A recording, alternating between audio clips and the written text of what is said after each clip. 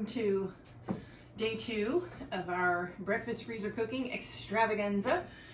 Yesterday we were very successful. We got a lot of things done. Let's see. This video will probably come out in 2 parts because it's going to be really long, but so we had put up 11 breakfast burritos. We put up 12 English muffin breakfast sandwiches. I apologize if you can hear my dog barking. We put up 4 savory breakfast casseroles and 2 French toast breakfast casseroles. We did 6 breakfast bowls, one of which my son ate this morning, and it worked out great. He heated it up. We did about 2.5 minutes, put some cheese on it, and it was fantastic. So that worked out great. We still, of course, have some of the croissant sandwiches that we have in there.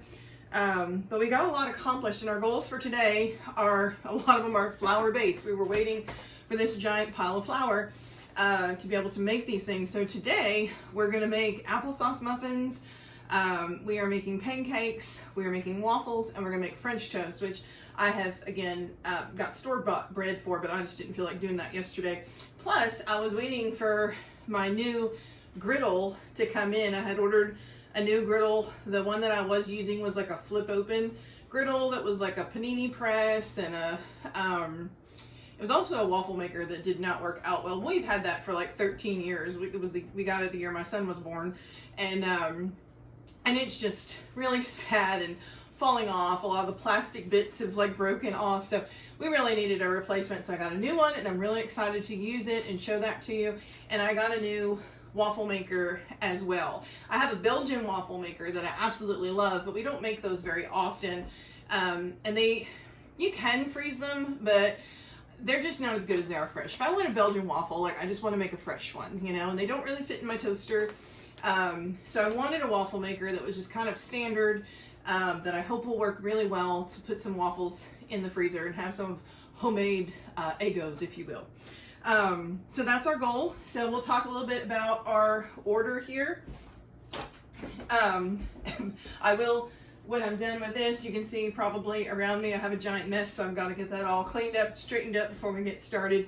But we did get 50 pounds of all-purpose flour, and I am just pleased as punch that this is back in my life because I really love this flour. I have missed this flour.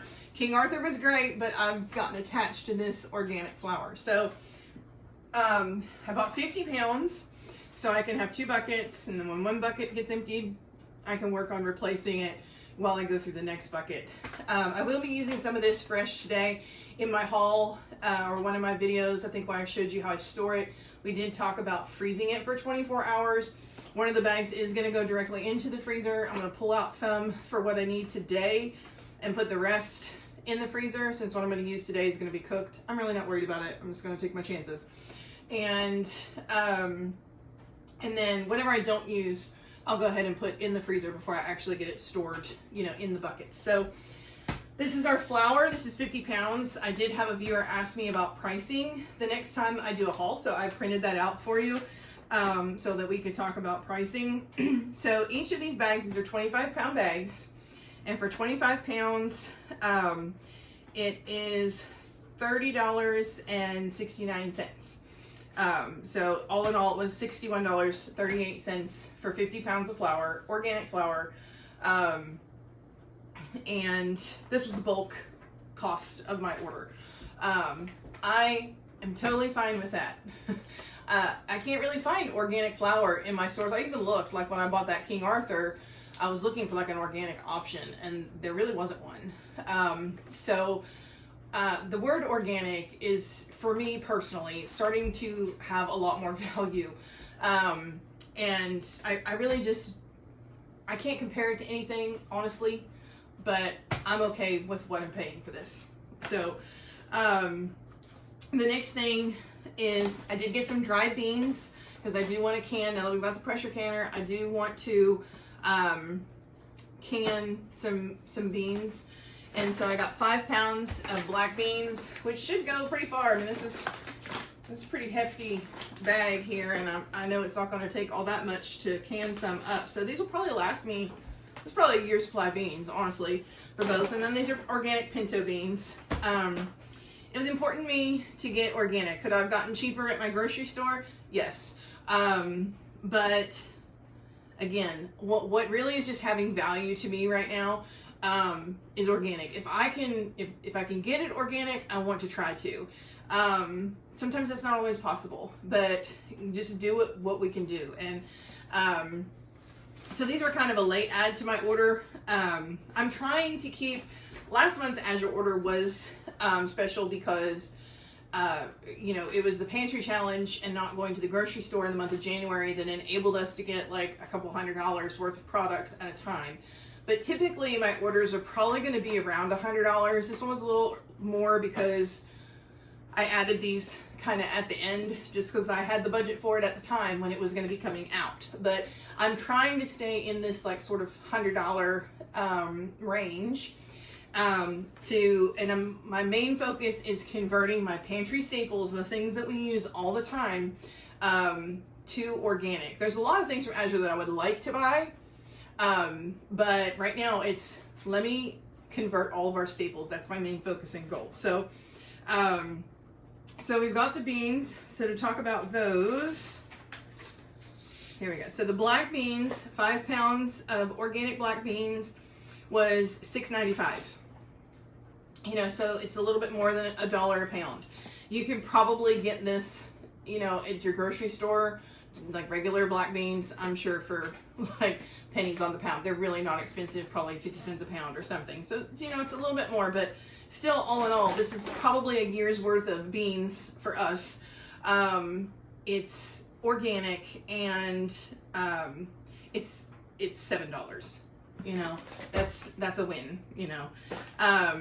Pinto beans are a little bit more. For 5 pounds of organic pinto beans, it was $10.72. And still, again, this is, I'm certain, a year's worth of pinto beans, unless we just start eating tons of beans. But a year's worth of beans, more than likely, for us. And it's still less than $1 a month, to have it organic, and we're going to can it ourselves, and it's going to be fantastic. So, totally worth it to me. And then I got organic toasted sesame oil. I had happened to run out of sesame oil. I'll show you. I had needed it before I ran out, but I really needed it for a recipe. So even though I had already ordered this, I was like, let me just get a small bottle, okay? So this small bottle, this is 5 ounces, and this just comes from my grocery store. This is not organic or anything like that. And this bottle is like, I think between $5 and $6 for this little bottle. And so they had organic toasted sesame oil. This is a 12-ounce bottle, so it is more than double what's in here. And it was It was $9.94. So totally worth it for me. This is gonna last me a long time. So I was happy to get that. And I hope it's gonna last me a long time. We've been eating a lot more Asian style food lately than we typically do. So we might go through this faster than I expect. So the rest of what's here is like seasonings.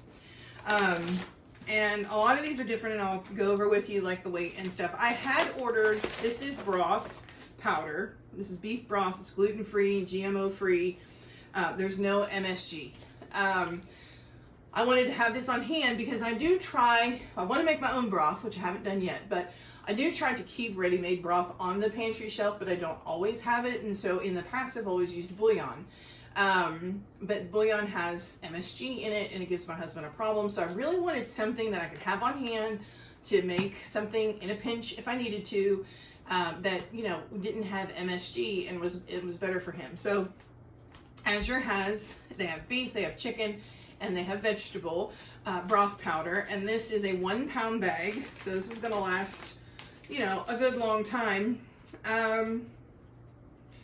It doesn't really say on here how much to use, per whatever, but I kind of would think of it in the same terms as you would use any kind of bouillon, which I think is about a teaspoon per cup or something like that. But we'll go with it. We'll get it figured out, as we need it. So this, and like I said, again, this should last a good long time. The broth powder, for a pound of it, was $6.30. And where we're going to be making our own broth and stuff, like, I think we're going to have this for a long time, but, you know, at least we'll have it. I didn't get the chicken.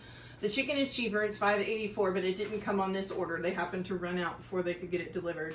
I had bought, this is for sure a year's supply of parsley. So these are organic parsley flakes. This is 4 ounces.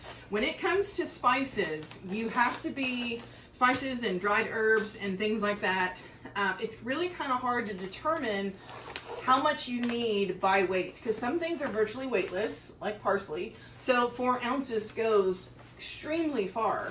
And then some things, you know, are heavier. You know, we'll take like pepper for an example. This is where it's at in the bag, okay? And this is 4 ounces of ground black pepper. So the parsley, let's see if I can find it on here. The parsley was, this is $3.56. And this is all the parsley that I will probably need for the rest of 2024. So we're winning. The pepper, I will probably, and I'm for sure this will not last long. I will probably get a 1 pound bag the next time that I order it. I don't like to grind my own because I have carpal tunnel, and so I would just rather buy fresh ground black pepper is great, but it's just kind of hard for me, and so I just get the already ground stuff. But this is organic ground black pepper, and this was a little more expensive. This is only 4 ounces, so this is $7.34. I don't remember what the cost per pound was, but this was a starting point for me. I'll probably buy some more of that. I did get a pound of smoked paprika. This is also all of the spices and stuff are all organic. Smoked paprika I bought by the pound because I do have some of this, not organic, but I do have smoked paprika on hand. But sometimes I will use quite a bit of this at a time. If I'm making like a pork roast or something like that, and I'm making a rub, you know, for me, I'll use quite a bit of this. So a pound of this looks like a lot, but it's going to go really far. And so the smoked paprika by the pound, this was probably one of the most expensive ones. This was $9.90. And then thyme, there is a lot of thyme in here, and this is for sure a year supply of thyme, potentially like a lifetime supply. I don't use a whole lot of thyme in my cooking, but that might change. But this is a packed bag, and it's going to take a while to go through this. So the thyme is, this was $4.68 for the 4 ounce bag. And then this is onion powder, and it's down here. This is 4 ounces of onion powder. This probably won't last very long. But again, I wanted a starting point with this stuff. I don't really know how quickly I'm going to go through it, but we've got a baseline, and when something runs out, I can order more. So the onion powder, this was $4.62. I got garlic powder in my last order, and I'm really happy with it. It's really nice. And the last item that we got in this haul is minced onion. One of the reasons why I wanted this was because I want to make my own like dry soup mixes and stuff, as like onion soup mix and things, like beef onion soup mix. I want to make my own, and so I wanted to have this. That was it. I can also use this beef broth powder for that. And this is organic. And so that's really what this was for. So the minced onions, this is a 4 ounce bag of minced onion, and it was $4.57. So all in all, with shipping, my order was $141.01. So a little bit more, you know, like I said, than the budget that I'm really going for, but these were added at the last minute, and stuff. And the shipping was, you pay like 8.5% of your total order or whatever is your shipping. So my shipping was like $11.05. You know, I'm okay with that, you know. Sometimes I purchase things, you know, from a store online or something if I have to get something that's not from Amazon, you know, or whatever, and I can pay more shipping than that. So I'm not worried about the shipping cost. I'm just happy to have these products. So that's what we got for this month. I'm going to get some of this stuff in the freezer, put some of this other stuff to the side until I get a chance to figure out exactly how I want to store it. And then we'll get cooking. We'll see you in a few minutes.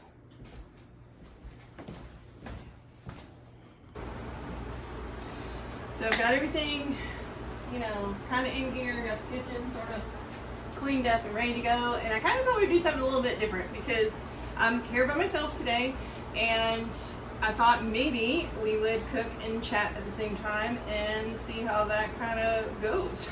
I've not really had the opportunity to do that yet because usually there's other people home and everybody's got needs while I'm in the kitchen, and it's kind of hard, you know, to really focus and do things this way when everybody else is home. But since everybody's gone, you know, today, and I've got the day off to work in here, I thought maybe we would give that a try. So we're going to make what are apparently the best applesauce muffins together.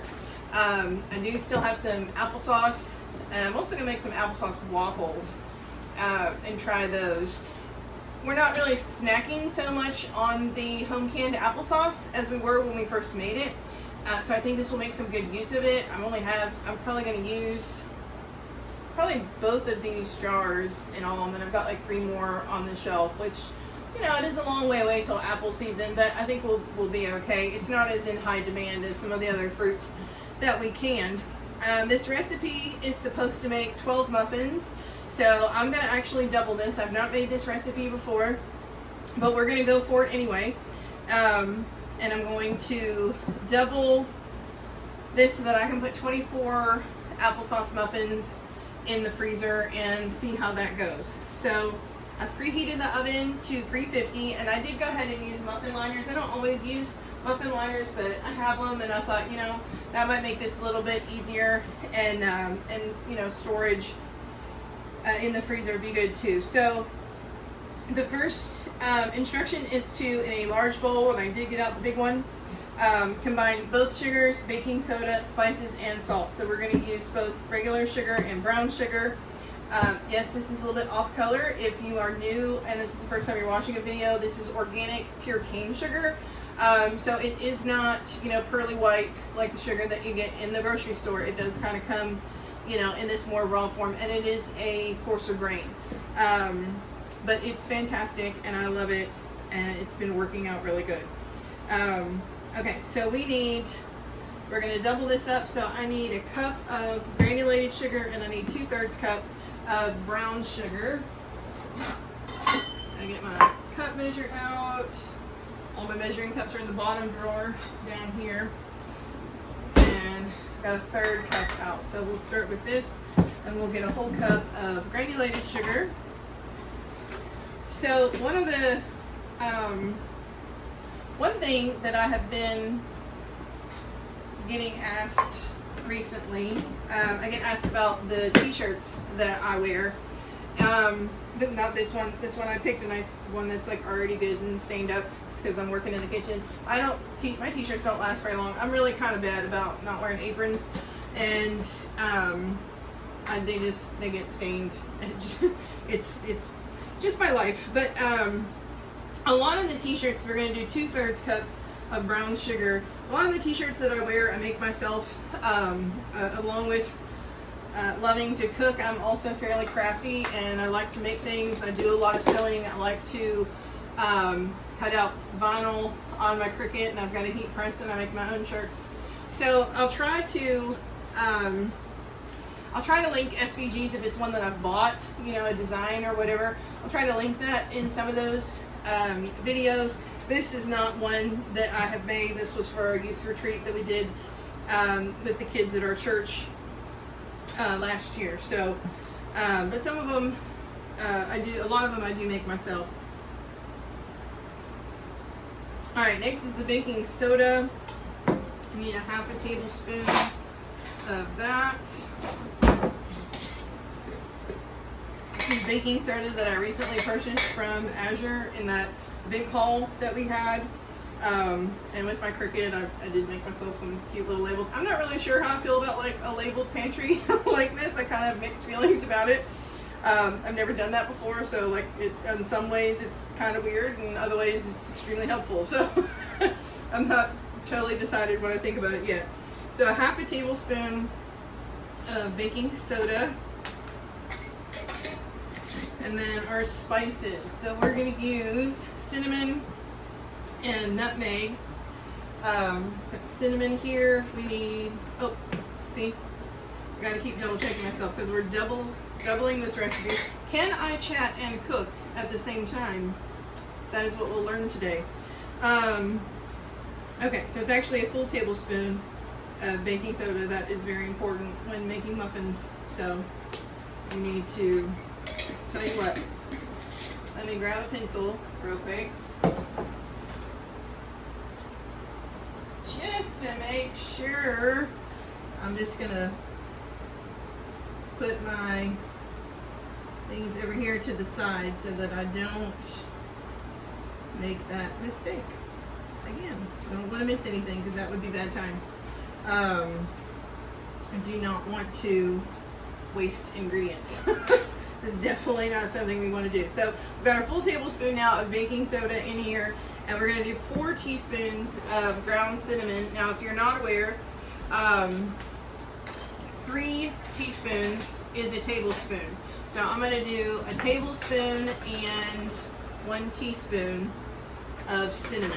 And I love these measuring spoons that I got with my cookware with Pioneer Woman because they're narrow and I can get them in a lot of my spice containers. So we are doing a total of 4 teaspoons of ground cinnamon. So that's 1 tablespoon and 1 teaspoon. So that's the cinnamon that we need, and then we need a full teaspoon of nutmeg, and nutmeg is one of those things that I measure with my heart because I have the full seeds. I think I've told you before about that market that's near my sister where she lives in coastal Virginia, and I get a lot of spices and herbs and stuff from there. Well, nutmeg is one of the things that I got from there. I got a big container of nutmeg. I don't know what I paid for it, but I can tell you that when I saw it, I felt like I was stealing it because whole nutmeg can be very expensive, and it was not at all. And this is nutmeg for the rest of my life. These don't go bad. They have a shelf life of like forever. So it was, whatever it was absolutely worth it. So again, just kind of measuring with my heart here because I don't know. Looks to be a little bit, we'll go with that. I think that's good, maybe. I don't know. Is it a full teaspoon? No idea. Okay, and then salt, and we need a full teaspoon of salt. And this is that, I'm going to get a new spoon because I've got cinnamon all over it. This is, I started using this yesterday. My neighbor had given this to me because they had borrowed some kosher salt. They were having trouble finding kosher salt.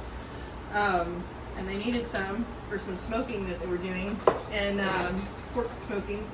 And so they brought this. This is actually kosher sea salt, and I've never used it before. It tastes good. It's got an interesting texture. It almost looks as though there's like moisture to it, but it's really not, but we'll see. Alright, so we got our salt in there, and that's everything in the first instruction. So we're going to combine this all together. Just mix this up real good. Break up any big bits of brown sugar that are a little bit clumpy. Got a few. Alright. So there we go. I don't know if you can see that. I hope you can. There we go. So that's all mixed together. Now, the next instruction says to add the applesauce and mix well. Mixture should be completely smooth. Well, I guess that depends on how smooth your applesauce is, right? Mine's pretty smooth, so we shouldn't have a problem. Let me get my little opener here. I don't have a super fancy, you know, mason jar opener or whatever. I've had this thing for years, and it works, you know, really well. Whether that's what it was intended for, I have no idea, but it works. So we're actually going to need 3 cups of applesauce. That's going to be this entire jar and about half of that jar. I'll measure that cup out. I'm just going to go ahead and put this whole jar in there.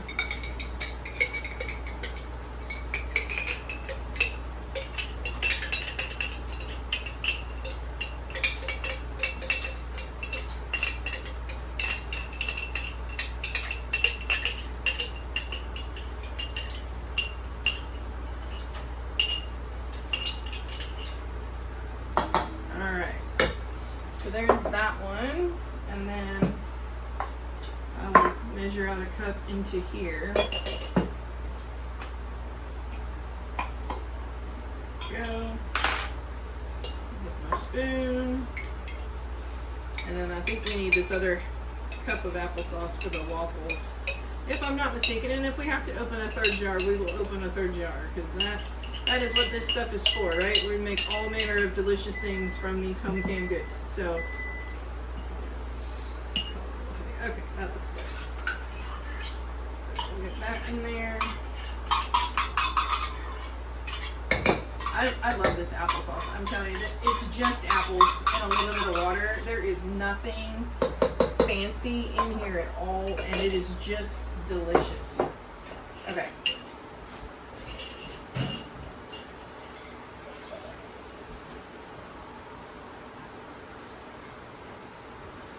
I apologize. Yes, I lick my fingers and I do things like that while I'm cooking. It is just, I'm cooking for my people. I'm not cooking for you. It's okay. You don't have to worry about it. My people don't care. If I was cooking for guests, I promise you I'm a lot safer and a lot more careful, and I don't lick my fingers. But when it's just my people, yes, I do. Let's see. Alright, just going to use this same spoon. Alright, so we're going to mix it together, and it says it should be completely smooth. We will see how that turns out.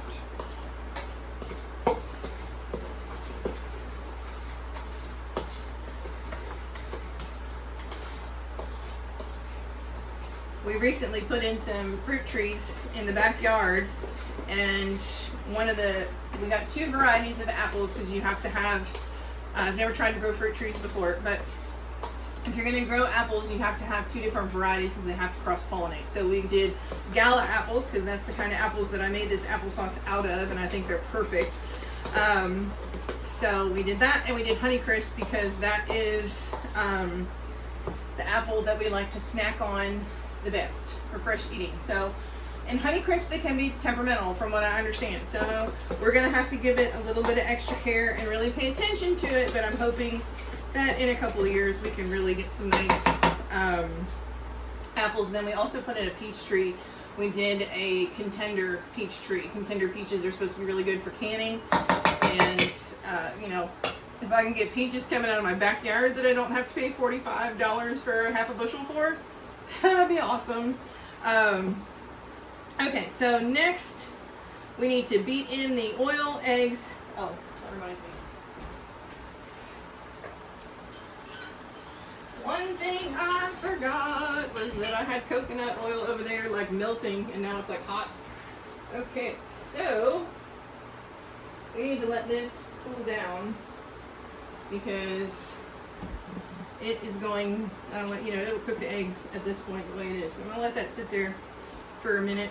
But we're going to need 4 eggs. So the oil, eggs, and the vanilla is what comes next. So we'll just go ahead and start cracking some eggs in here. We'll put the vanilla in here.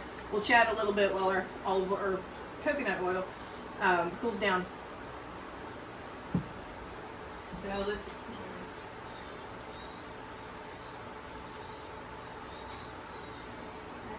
let me put this, I'll put it in a different vessel, and that will help it. I'm just going to use this cup, because we got to use I'm doubling this. It calls for a half a cup of vegetable oil or melted coconut oil, so we need a whole cup. I'm just going to go ahead and pour it in here to help the cooling down process.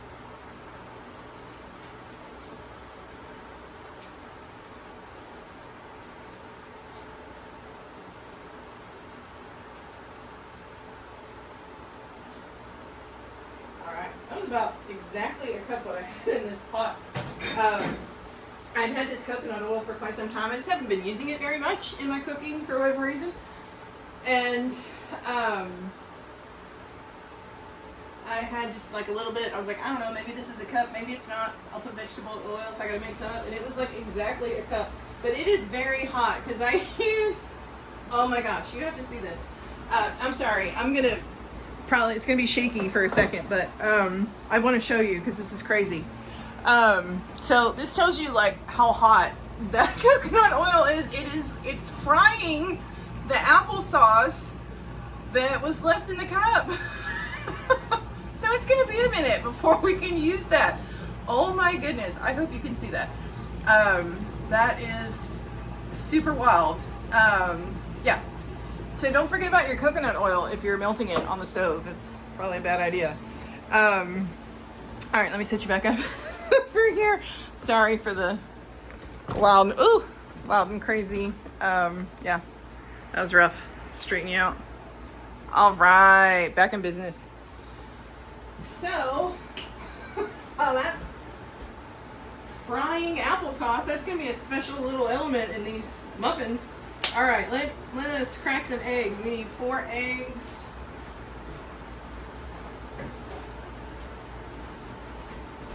Okay, 4 eggs. There we go.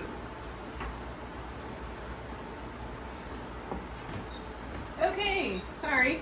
Heard a weird noise. Had to go investigate. Apparently my dryer, well, drawstrings and things get stuck in my dryer sometimes and it gets real twisty. And so I fixed that and it's still squeaking. I don't know why. Shut the door and here we are. Okay, so now that we've fried our applesauce remnants, I'm just going to stir this for a minute, kind of help release some of the heat since I've got it all in the cup now. Alright, let's do the eggs. Here we go. So something that, I got an itchy nose today.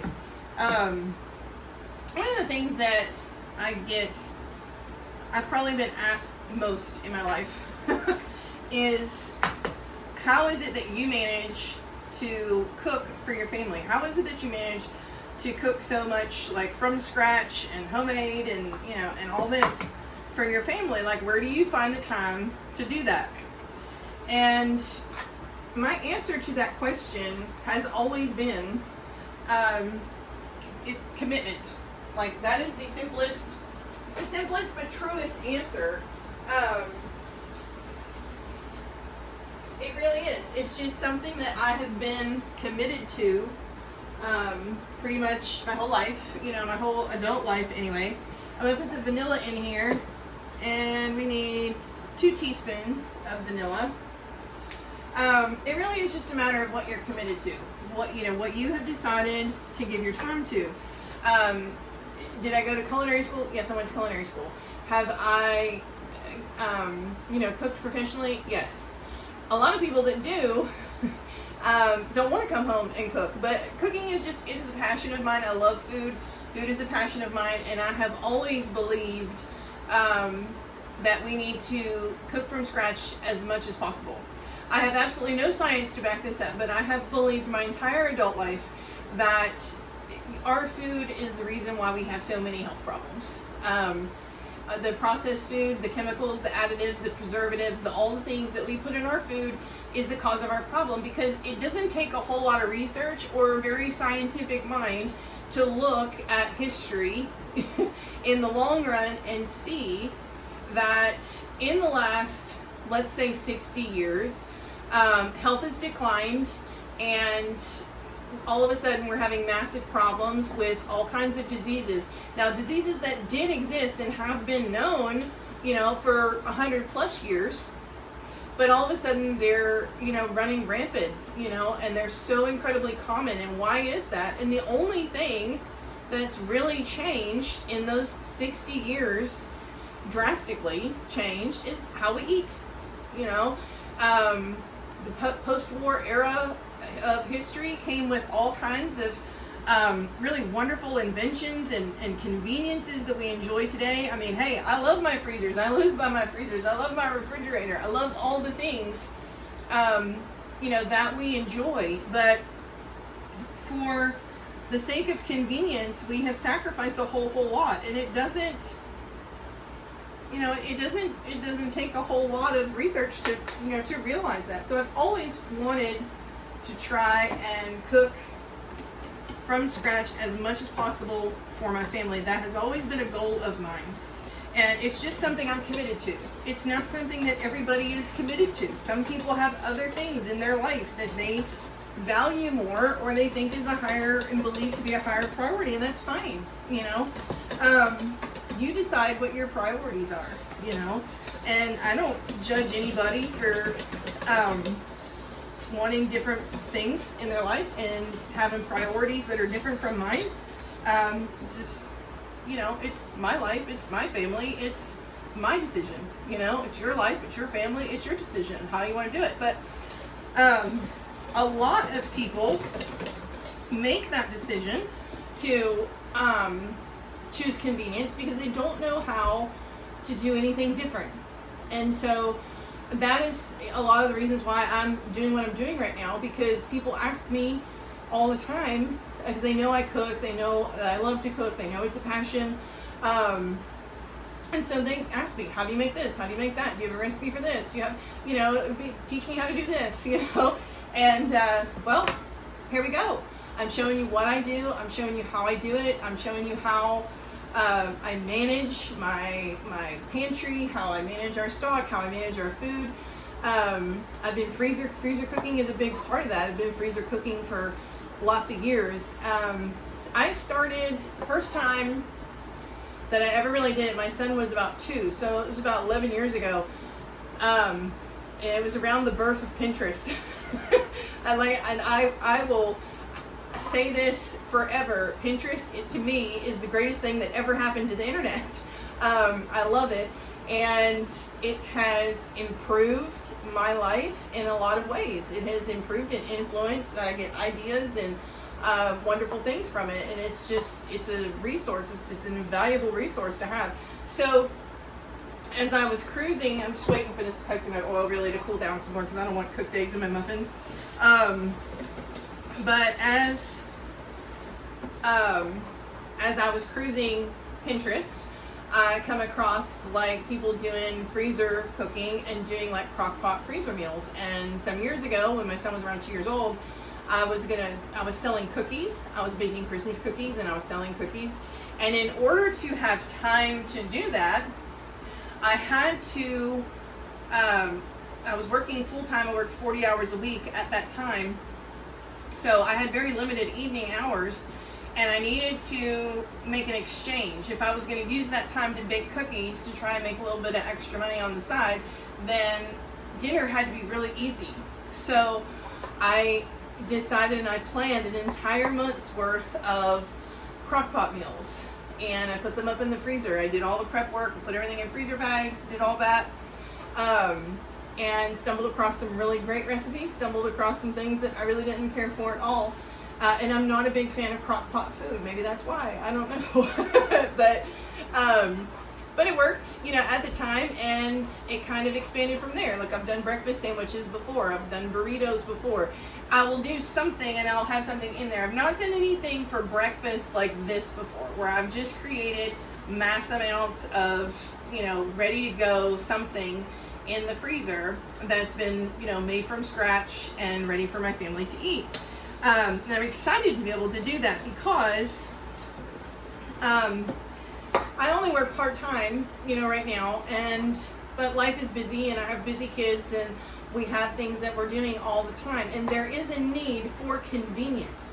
If I'm going to stay away from the fast food restaurants and I'm going to stay away from processed foods, even though I would say 6 months ago, you know, most of our food I was making homemade, but I still on the regular was buying chicken nuggets, or chicken patties, or certain frozen dinners to just have on hand for those nights where I needed a convenient meal. If I'm going to keep away from that stuff altogether, then there has to be something that I have made and put together that is ready to go and convenient. And breakfast was a big part of that. So, because there are mornings where there's just no time, you know, to make breakfast. And we need something, you know, that we can grab and we can go. So breakfast was a start, and we'll continue to work towards those goals, dinners. And there's other things that I do. One of the things that's been real big in the last 6 months for us, it's been really helpful. Acre Homestead, Becky will, she marinates meats and stuff, and I adopted that habit in the last 6 months, and that has been just a game changer. It's been really awesome, really helpful, and it's actually getting us to eat more chicken than we have, you know, normally. And I've always kind of wanted to gear to where we're a little bit more like, you know, white meat as opposed to red meat, but doing the marinades and stuff has been really awesome. So you'll see some of that. That'll be coming up once I find a good chicken sale. We're on it. Okay, so I think we're probably good. No, maybe not. It's so super hot. Okay. Alright. Trying to think the best way to go about this since it was a little bit unexpected. I'm going to change the vessel that this is in.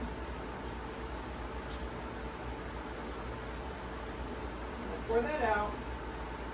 Spread it out. It'll cool faster because fried applesauce bits.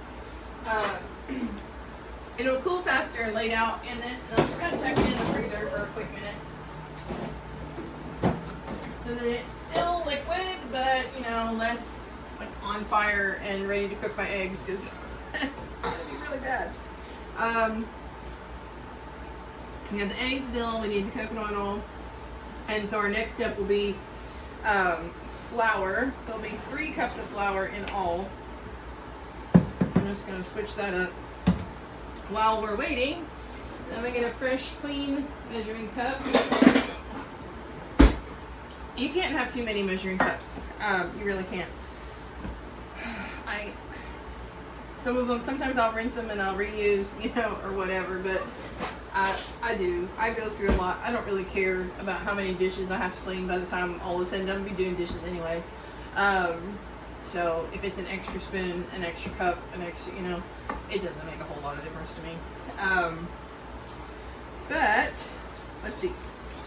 So what else can we chat about? The sun is coming out for us today. I'm excited about that. There's lots of green that is starting to happen here in East Tennessee. We got green buds, but the red buds are starting to fall on the tree in my front yard.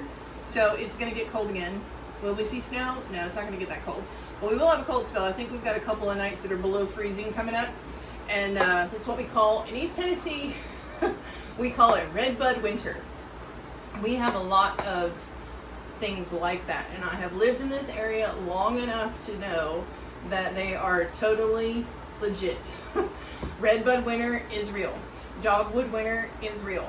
I have a dogwood tree in my front yard too, and just as soon as that thing starts to bloom, it gets colder.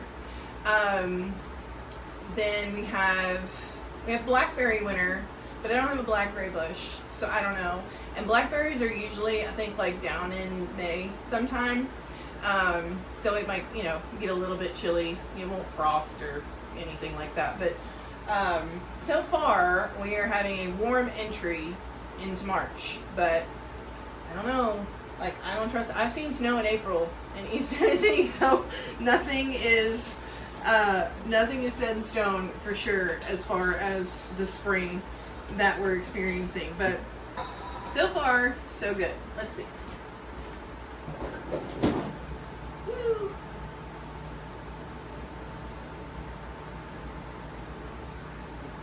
I think it's okay. It's not hot on my hand. So I think we're okay. I'm going to mix it very slowly though, so I'm just gonna pray for me. Make sure it like works and doesn't like cook the eggs and freak everybody out in this bowl. So far, so good. I think we're doing all right. Just gonna keep going slowly, slowly, slowly.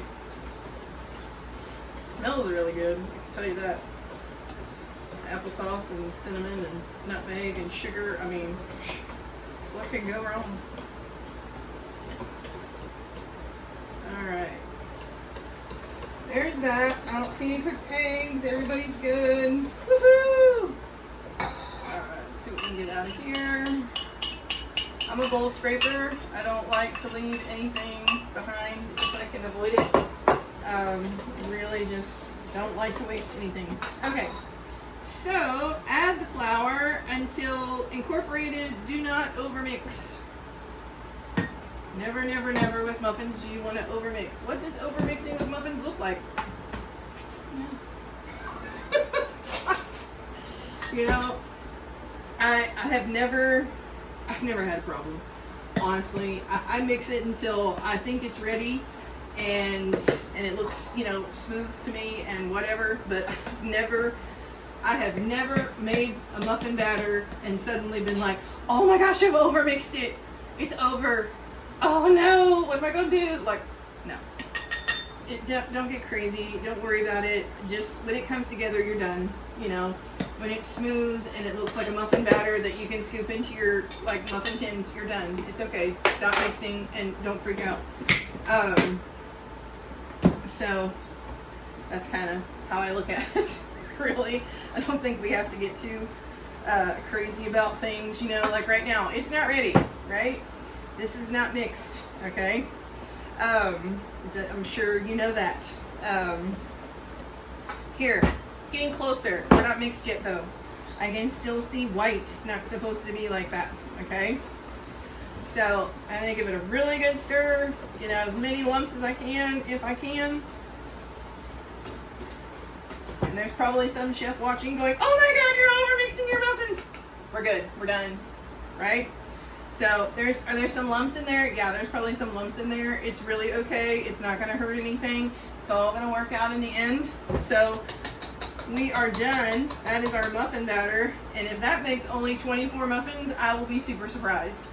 But let's go over here to our muffin tins and we'll see what we get out of it. Let me get a scoop before we go.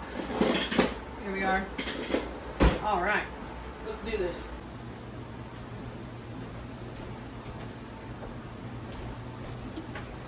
Alrighty, here we are at the muffin station. Let's see, let's get this over here. Alright, pretty good. It's not too loose, you know. It's not very thick, but I will have to put more than one scoop in there. It didn't really give any directions about how much you should fill this, but I think a pretty good rule of thumb when it comes to muffins is like, you know, 2/3 to 3/4 of the way full. You want to give a little bit of room for it to kind of like rise around your muffin cup and spread out there and then go upward. And then these don't have to be, you know, huge for us. Or anything, so you know, 2/3, 3/4, not all the way up to the top of your muffin cup though, so just give it room to bake. Otherwise you'll have a mess and it'll be over top of your muffin cup, and that's not what you want. Nobody wants that. The whole reason why we're using these papers is to keep from making a mess, right? That's why I'm doing it, because I hate washing muffin tins. Of all kitchen anything that I do not enjoy washing, it is muffin tins. I don't know, this is going pretty far. This might do 24. I mean, I'm sure it's going to do 24. I just thought maybe it would do more, but I don't know. We'll see. We'll stroll it along. We are using JoJo Siwa muffin liners that we had forever. Somewhere along the way in my daughter's life, she has had a JoJo Siwa phase, and so we got like this special little subscription box or something that we had a couple years ago, and muffin liners came with it, and we've not used them, so here we go. We're going to use them today. We're going to make use of this product, and always feels good when you're using something that you've been hanging on to for a really long time. I love that. That's one of the best things about being a crafter. I'm a terrible craft hoarder. If you craft at all, you probably know what I'm talking about. We hoard supplies because you never know like when you might use something, and then when that day comes and you have exactly what somebody needs, that is the best feeling ever. Even if it's just my husband, he's like, "Do you have twine?" Yes, I have twine. I do. What color twine would you like? And it's just, it makes my heart so happy. Anytime he'll ask for something totally random, and I've got exactly what we need. That's just been sitting in my craft room waiting for its moment to shine. Let's see. Alright. I'm getting super excited for this season, folks. I really am. We got our peppers started. Our peppers are coming up. They're just seedlings. They don't have their true leaves yet, but they are coming up. Not all of them are. We got some that haven't broke through yet, but some of these peppers have a really long germination rate, like 14 to 21 days. So we just planted them like 10 or 12 days ago, and so they might show up before too long. We'll be doing our tomatoes this weekend. Currently it is, well, I should know this. Oh, it's March 7th. What day is it? Do I have to go look at the calendar? I don't know. So it is currently March 7th, and we started our peppers and our tomatoes like way too early last year. We started at the very end of January. For some reason, that was just, I didn't know a whole lot, and for some reason that is just what I thought we needed to do, and it was completely unnecessary. Our plants were actually really big by the time we transplanted them, and though everything worked out well and was fantastic, ideally, I guess, most people will say that you really want to transplant them when they're like 4 inches tall. So ours, we just started like way too early. We didn't need to be that crazy about it. So we tried to start things at a more reasonable time this year and see how that goes for us. So far, everything is doing good. I'm going to have to start hardening off here's how much we have left. That's probably more than 2 muffins. But I'm going to have to start hardening off the broccoli and beets and cauliflower. I'd like to plant those within the next week. I've got some row covers, and I have never tried to grow anything this time of year, so I have no idea what that's going to be like or how that's going to go. But I think what I'm just going to do is distribute this, because I don't want to like put a pan in there for 1 muffin, So I think we'll just fill some of these up a little bit more, and that's what we'll do. Use it up. All right. And let's see. We finished we got one of our beds ready. We went out and mulched, put fresh newspaper down under the mulch. I was hoping that we would have like amended the beds, over the winter, but like burnout for us last year was just very real, and it was so hard to get the motivation to do anything for a long time. So we didn't get to do things necessarily the way we wanted to, but it's gonna be fine. All right, that's our muffins. Let me move you back so that I can open the oven, and there we go. Woo-hoo. Excited. I think these are going to be really good. It's going to be like my lunch. All right. How long does it take to bake these? I have no idea. Let me see. All right. It says 20 to 21 minutes. My oven likes to overachieve. So I'm going to set this for 18, and we'll see what it looks like when that timer goes off. And we'll assess how much time we need at that point. So, so it's good. So we'll be back when they're when that goes off and see what happens. Okay, so when I sat down to edit this video this morning, I did not realize that I had never actually completed the epic breakfast process. It's been some time ago. It is April 22nd today. March was just a busy, crazy month that had a lot of things that needed my attention, and I really was not focused on filming or anything, and I have just completely forgotten that I have footage that's just missing. So I thought that I had filmed making the waffles, and so I don't know if I accidentally deleted that. I was at the time having problems with storage on my phone and my computer, so I don't know if that, you know, played some part of it. I have no idea, but I kept this video together because of the Azure haul portion, but then just the chatting portion and the conversation and stuff that was happening during it. And I think there's a lot of valuable information there about myself, how I do things, and, you know, just in general. So I kept this all together, but I wanted to kind of pop in and say, hey, I'm sorry, this is really kind of incomplete, which is really crappy and hopefully will never happen again. But just to show you some things, these are the muffins. We still have some. We've probably gone through about half of them.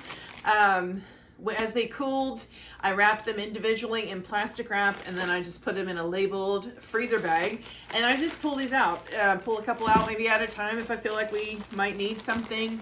And then, you know, they thaw out, and these are great. I will link this recipe.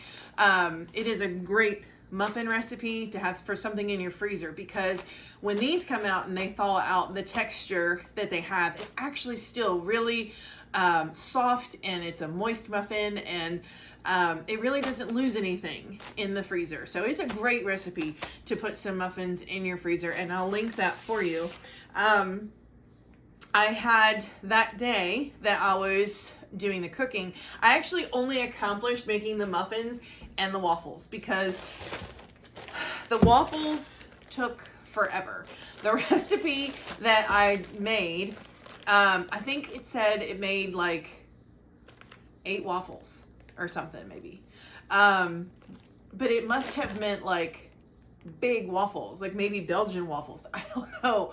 But it made way more than that. I mean, I probably ended up making that day 3 dozen, at least 3 dozen waffles. These are just, this is a 4-inch waffle maker that I used for just standard waffles so that I could pop them in the toaster. And it took forever because I was doing 2 at a time, and it was a ton of batter. And so, like I said, the recipe had to have been written for like, you know, Belgian waffles or something, because this was just tons. So we've got lots of these applesauce waffles, and it is also a really good recipe.